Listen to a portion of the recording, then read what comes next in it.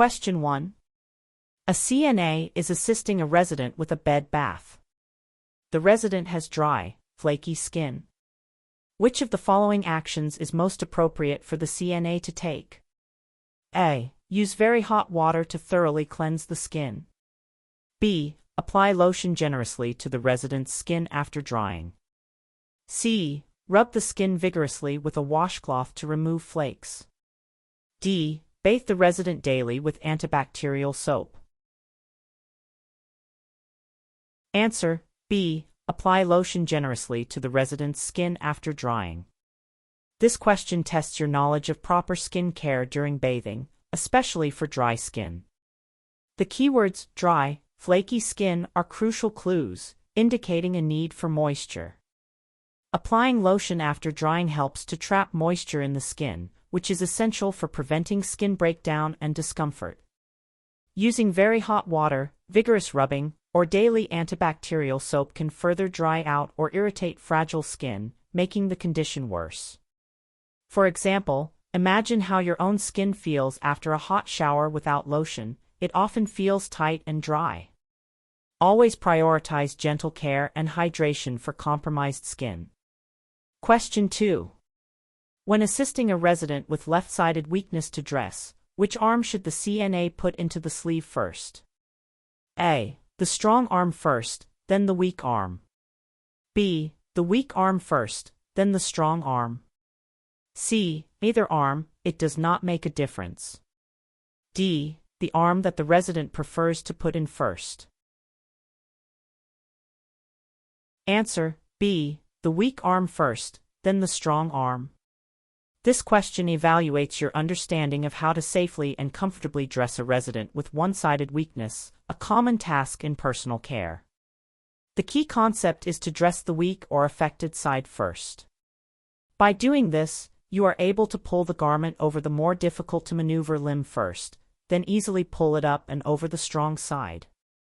For instance, if a shirt has 2 sleeves, putting the weak arm in first allows the rest of the shirt to be draped and then pulled over the strong arm without forcing the weak limb. Remember the saying, weak goes in first, weak comes out last, for dressing and undressing. Question 3. A resident reports blurred vision and discomfort after the CNA provides eye care. What is the CNA's immediate next action? A. Document the observation in the resident's chart. B. Continue with other personal care tasks as planned. C. Report the resident's complaint to the nurse immediately. D. Offer the resident a warm compress for their eyes. Answer: C. Report the resident's complaint to the nurse immediately. This question highlights the critical responsibility of observation and reporting during personal care. The keywords blurred vision and discomfort are important changes in the resident's condition and signal potential problems that are outside the CNA's scope of practice. CNAs are trained to observe and report any changes or complaints promptly to the nurse, who can then assess the situation and determine the appropriate medical intervention. Providing a warm compress or simply documenting it without reporting delays necessary professional assessment. Always remember that CNAs are the eyes and ears of the healthcare team. Prompt reporting ensures resident safety and proper care. Question 4. Before assisting a resident with oral hygiene, what is the most important safety check the CNA should perform? A. Ensure the resident's dentures are properly cleaned. B. Check the water temperature for comfort. C. Verify the resident's ability to swallow and their level of consciousness. D. Gather all necessary supplies for oral care. Answer: C. Verify the resident's ability to swallow and their level of consciousness. This question focuses on essential safety precautions for oral hygiene, particularly preventing aspiration when food, liquid, or saliva goes into the lungs.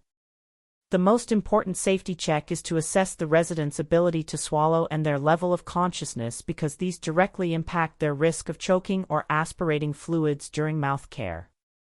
If a resident is unconscious or has difficulty swallowing, special techniques, like positioning them on their side, are needed to prevent complications. Gathering supplies or checking water temperature are important steps but secondary to ensuring the resident's airway is protected. Always prioritize airway safety during any personal care involving the mouth. Question 5. While providing perineal care for an uncircumcised male resident, the CNA should A. Retract the foreskin, clean the tip of the penis, and then return the foreskin. B. Clean only around the tip of the penis without retracting the foreskin. C. Use strong, circular motions to clean the entire penis. D. Apply lotion to the foreskin after cleaning. Answer: A. Retract the foreskin, clean the tip of the penis, and then return the foreskin. This question tests a specific, crucial step in providing perineal care for an uncircumcised male resident.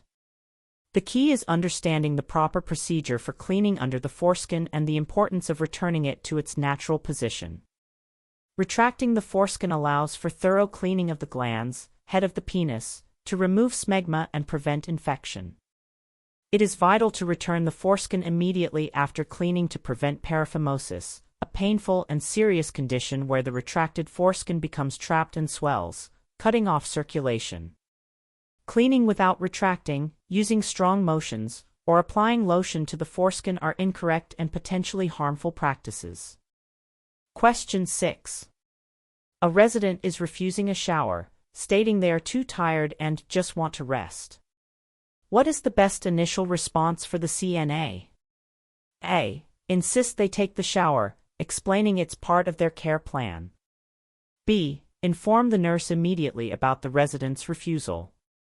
C. Offer an alternative, such as a bed bath or a partial bath, and ask if they prefer a different time. D. Leave the room and return later, hoping the resident changes their mind. Answer: C. Offer an alternative, such as a bed bath or a partial bath, and ask if they prefer a different time. This question addresses resident rights, person-centered care, and problem-solving in personal care. When a resident refuses care, especially due to fatigue, the best initial approach is to offer a respectful alternative that still addresses hygiene needs while honoring their comfort and autonomy. Offering a bed bath or partial bath demonstrates flexibility and a willingness to meet their needs, while also allowing for a potential time adjustment. Insisting on the shower or simply leaving the room disrespects their wishes and doesn't solve the hygiene need. While informing the nurse is necessary if refusal persists or if there are safety concerns, offering an alternative is the appropriate first step to promote cooperation and dignity. Question 7. When helping a resident shave with a safety razor, which action is most important for the CNA to take to prevent cuts? A. Use cold water to soften the hair. B. Shave against the direction of hair growth. C. Hold the skin taut during shaving. D. Apply shaving cream after shaving. Answer: C. Hold the skin taut during shaving. This question focuses on a critical safety measure when using a safety razor. The keyword prevent cuts highlights the need for careful technique. Holding the skin taut, firmly stretched, creates a smooth, even surface, which helps the razor glide without snagging and reduces the risk of nicks or cuts. Using cold water would stiffen the hair, shaving against the grain increases irritation and risk of ingrown hairs, and applying shaving cream after shaving would defeat its purpose of softening hair and lubricating the skin. Proper technique is key to safe shaving, ensuring the skin is prepared and firm for the razor. Question 8. A CNA is assisting a resident with denture care. Which of the following is the correct procedure for cleaning dentures? A. Clean them with hot water and abrasive toothpaste. B. Place a towel in the sink and brush dentures with a special brush and cleaner. C. Store them dry in a cup on the bedside table. D. Rinse them quickly under cold water before returning to the resident. Answer: B. Place a towel in the sink and brush dentures with a special brush and cleaner. This question tests the proper technique for denture care, emphasizing both cleanliness and protection. Placing a towel or washcloth in the sink basin prevents the dentures from breaking if they are accidentally dropped during cleaning, which is a common and costly mistake. Using a special denture brush and cleaner, or non-abrasive toothpaste, ensures thorough cleaning without damaging the denture material. Hot water can warp dentures, abrasive toothpaste can scratch them, and storing them dry can cause them to crack or lose their fit. Always protect dentures from damage and ensure they are cleaned effectively and safely. Question 9. When should a CNA offer a resident a bedpan or urinal? A. Only when the resident specifically asks for it. B. After meals, before bedtime, and upon waking. C. Every 8 hours, regardless of intake.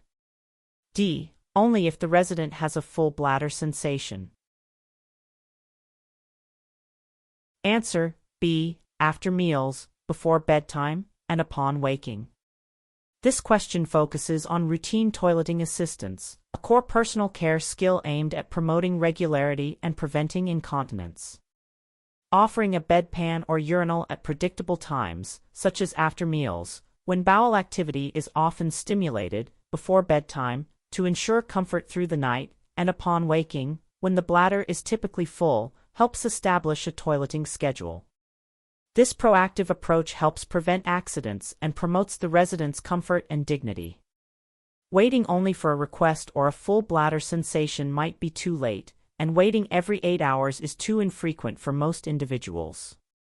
Consistency and timing are key to effective bladder and bowel management. Question 10. A resident with a feeding tube needs oral hygiene. What is the most important consideration for the CNA during this task? A. That the resident uses a fluoride toothpaste. B. That the head of the bed is elevated to prevent aspiration. C. That the feeding tube is clamped off during care. D. That the resident gargles with mouthwash after brushing. Answer: B. That the head of the bed is elevated to prevent aspiration. This question assesses a critical safety concern for residents with feeding tubes during oral hygiene, preventing aspiration. Even though a resident might not be eating by mouth, saliva and oral secretions can still be aspirated into the lungs if the head of the bed is not elevated. Elevating the head of the bed to at least 30 to 45 degrees helps gravity keep stomach contents and oral secretions down, significantly reducing the risk of aspiration pneumonia. While other options might be part of general oral care, they are secondary to the critical safety measure of preventing aspiration. Always prioritize airway protection when providing care to residents with feeding tubes. Question 11. What is the primary purpose of back rubs for residents in long-term care? A. To stimulate circulation and provide comfort. B. To apply topical medications to the back. C. To measure the resident's skin temperature. D. To assess the resident's spinal alignment. Answer: A. To stimulate circulation and provide comfort. This question asks about the main benefits of a back rub, a common comfort measure in personal care.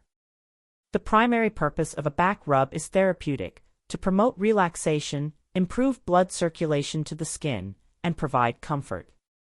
The gentle pressure and warmth can relieve muscle tension, ease pain, and often help residents relax or even sleep better.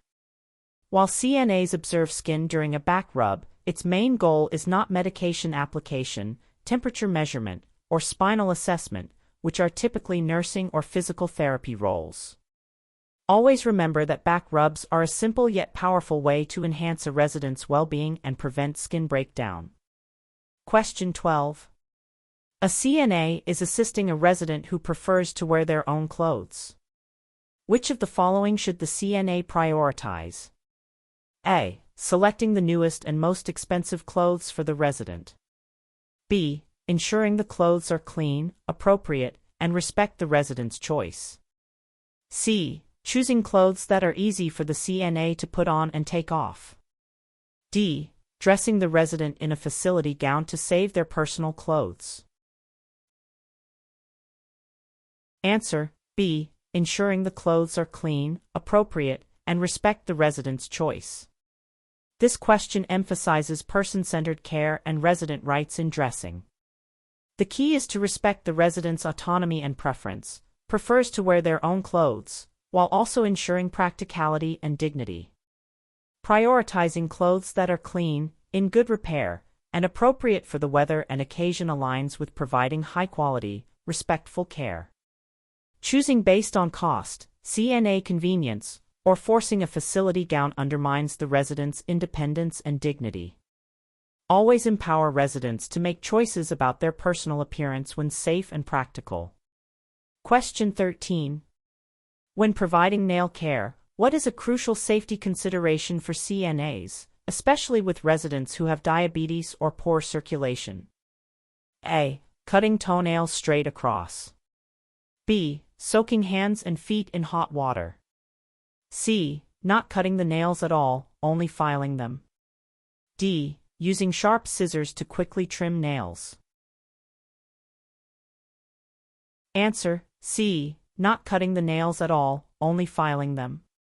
This question focuses on a very important safety precaution in nail care, particularly for vulnerable residents. For residents with diabetes, poor circulation, or certain nerve conditions, any small cut or break in the skin on their feet can lead to serious infections, non-healing wounds, and even amputation. Therefore, CNAs are generally instructed not to cut toenails for these residents. Only filing is permitted, and often, nail care for such residents is reserved for a licensed nurse or podiatrist. Soaking in hot water can be too harsh, and cutting straight across is for those without these conditions, while sharp scissors increase the risk of injury. Always prioritize safety over convenience when dealing with compromised circulation. Question 14. Which of the following is the most important reason for a CNA to encourage a resident to perform as much of their personal care as possible? A. It reduces the CNA's workload. B. It helps maintain the resident's independence and dignity. C. It ensures the resident takes a longer time to complete care. D. It allows the CNA more time for charting. Answer: B. It helps maintain the resident's independence and dignity. This question delves into the philosophy behind restorative care within personal care. The most important reason to encourage resident participation is to promote their independence and maintain their dignity. Allowing residents to do what they can for themselves, even if it takes longer, supports their physical abilities, self-esteem, and sense of control. This approach is known as restorative nursing care. While it might sometimes affect the CNA's immediate workload or charting time, these are not the primary goals. Always remember that empowering residents to do for themselves is key to their overall well-being and quality of life. Question 15. A resident with a catheter needs perineal care. How should the CNA clean the catheter tubing? A. Clean the tubing by pulling it towards the meatus, urinary opening. B. Clean the tubing from the meatus, urinary opening, down the tubing, away from the body. C. Clean the tubing only where it enters the drainage bag. D. Disconnect the catheter from the drainage bag to clean it thoroughly. Answer: B. Clean the tubing from the meatus, urinary opening, down the tubing, away from the body. This question tests the correct technique for catheter care, specifically concerning infection control.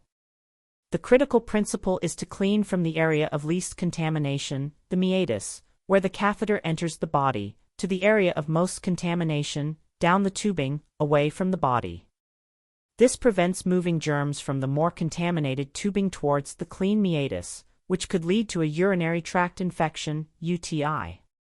Pulling towards the meatus, cleaning only the bag connection, or disconnecting the catheter are all incorrect practices that significantly increase infection risk.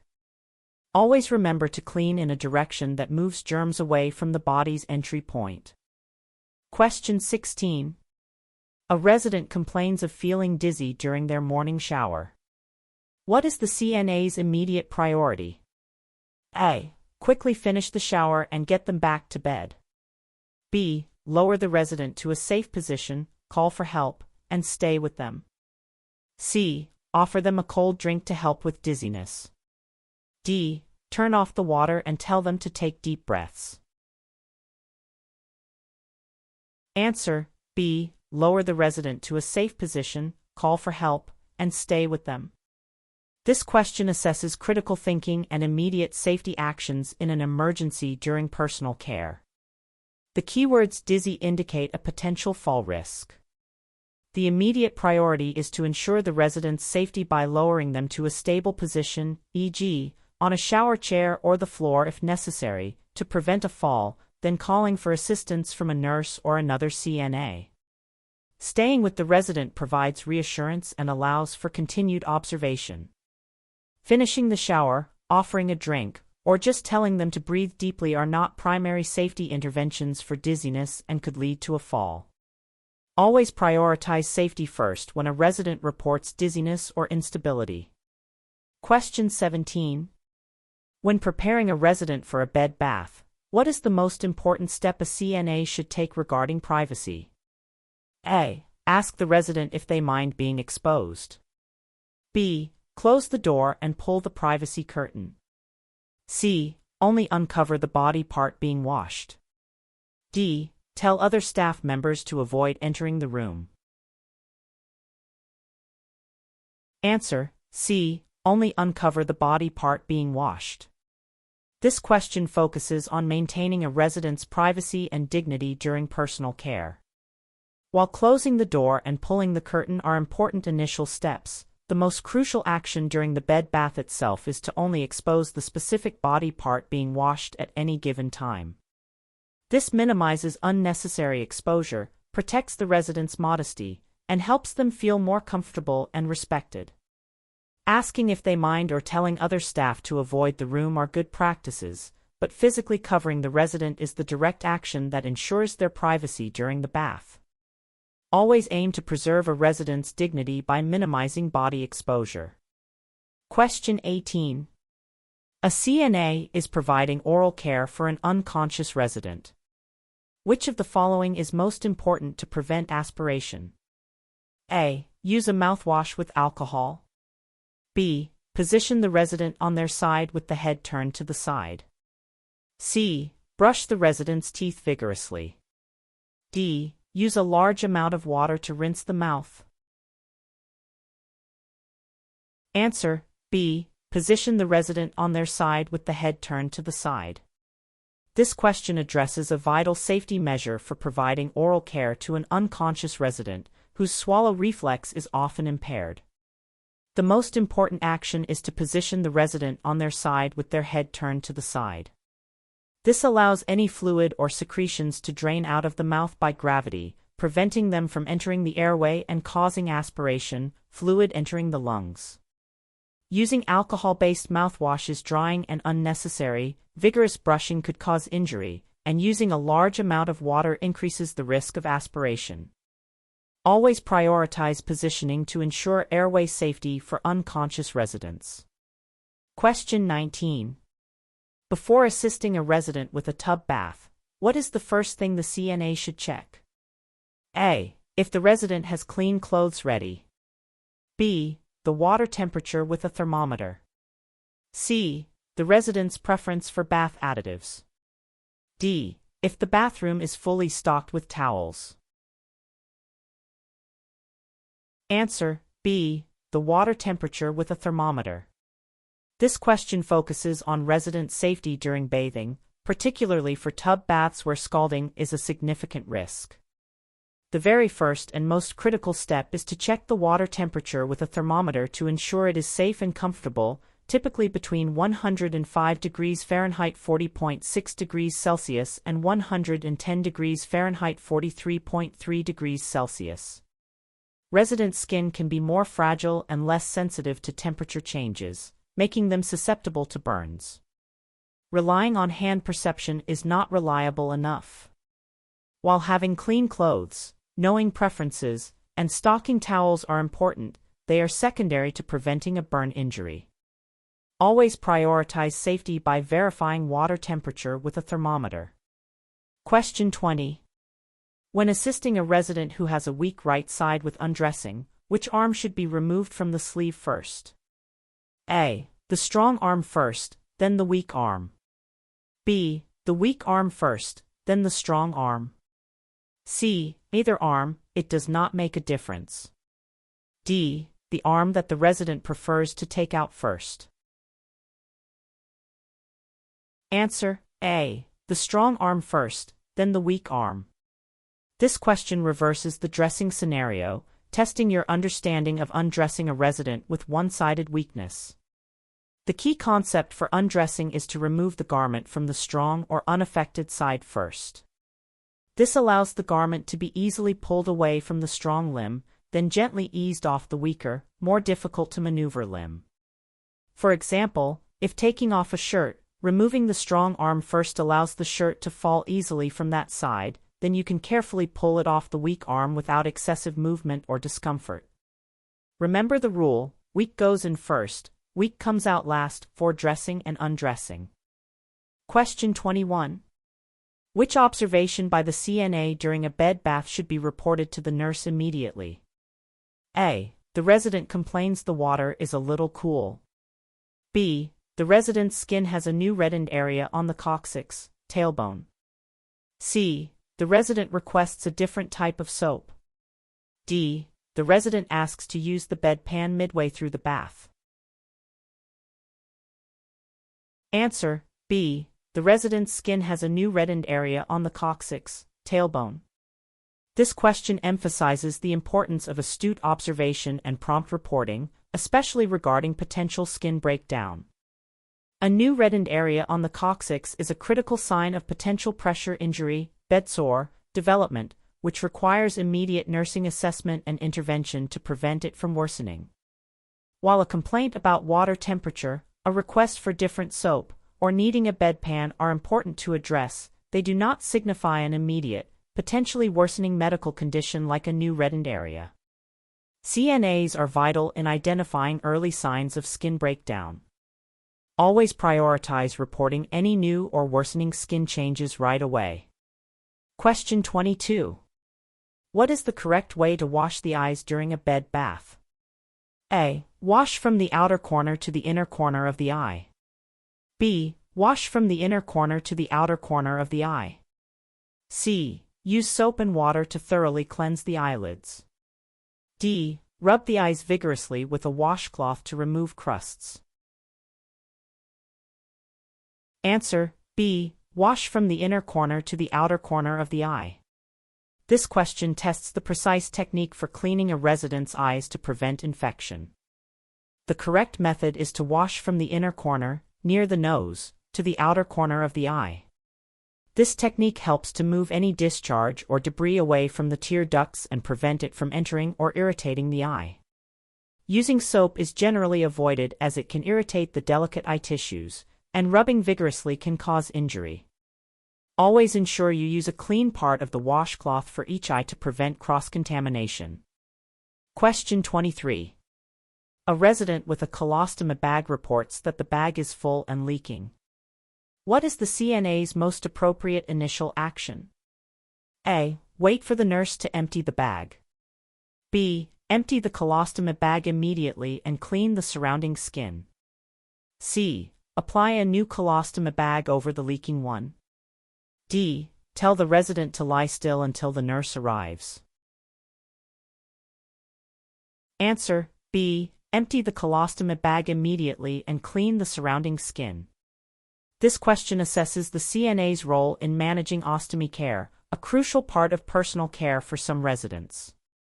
A full and leaking colostomy bag poses a risk of skin irritation, odor, and infection, in addition to being uncomfortable and undignified for the resident. The most appropriate initial action is to promptly empty the bag and clean the surrounding skin, which is typically within the CNA's scope of practice. Waiting for a nurse might delay care, applying a new bag over a leaking one is ineffective, and telling the resident to lie still is not a solution. Prompt attention to ostomy care is essential for comfort and skin integrity. Question 24. A resident who is alert and oriented prefers to bathe in the evening rather than the morning. What should the CNA do? A. Insist on a morning bath, as it is standard routine. B. Respect the resident's preference and plan the bath for the evening. C. Tell the resident they can only bathe if they do it themselves. D. Document the refusal and skip the bath for the day. Answer: B. Respect the resident's preference and plan the bath for the evening. This question directly tests the principle of person-centered care and resident rights.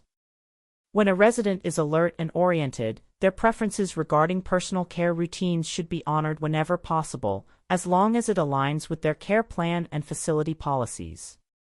Respecting their choice to bathe in the evening promotes their dignity, comfort, and cooperation. Insisting on a morning bath, forcing self-care, or skipping the bath disregards their autonomy. Always empower residents by respecting their personal choices for routines when appropriate. Question 25. When assisting a resident with brushing their hair, what is the most important thing to do to prevent tangles and discomfort? A. Brush the hair vigorously from the scalp down. B. Start brushing at the ends of the hair and work upwards toward the scalp. C. Use a fine-tooth comb for all hair types. D. Brush the hair only when it is completely dry. Answer: B. Start brushing at the ends of the hair and work upwards toward the scalp. This question focuses on a proper and gentle technique for hair care. The most effective way to prevent tangles, reduce pain, and avoid pulling or damaging the hair is to start at the ends, the furthest part from the scalp, and gradually work your way up towards the scalp, untangling small sections as you go. Brushing vigorously from the scalp down can pull and create more tangles. A fine-tooth comb might not be suitable for all hair types, especially thick or curly hair, and while dry hair is generally easier to brush, some conditions require brushing wet hair carefully. Always be gentle and methodical when brushing a resident's hair to ensure comfort and prevent breakage.